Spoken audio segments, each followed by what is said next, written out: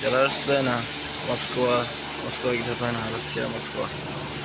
Maşının bugün tutuğa kalası.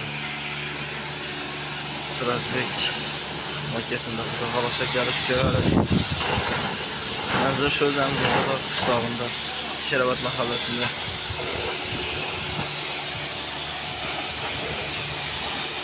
Az ablam içində baxalım. Bu anımız Qazavatdan gələ işte.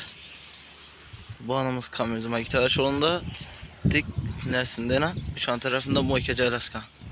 Yine Moyke. Şu Askobot'un doğru yanına gələsədən yük gitarəstə içən tamamda. Daha sonra görüp bararıstı.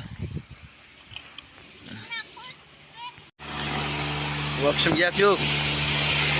Молодец, amədini bəlkə sıracağım.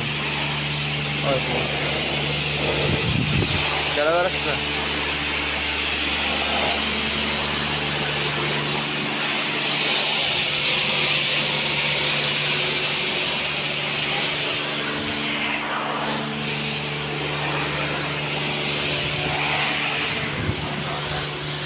Mafya 40.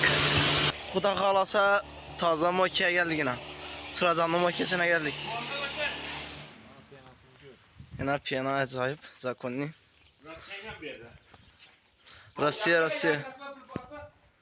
Rusya kuda kalasa geleveresiyle menzil. Koşköpür Qazavat kırsağında. Kuda kalasa Şerabat mahallesinde yine. İşe çürdü sıracağım. İş adam yine.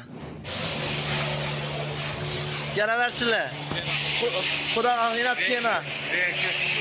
Yine reaksiya yine. Usta yar bir attı yok. Yine vay po. Yine uzağa kalasa keyingi maşına növbət. Şəraitlə yaxşı yine plisöz. Bir yuğun adama bir tuman mut. Yükçü adama. Tuman. Suxoy tuman mut.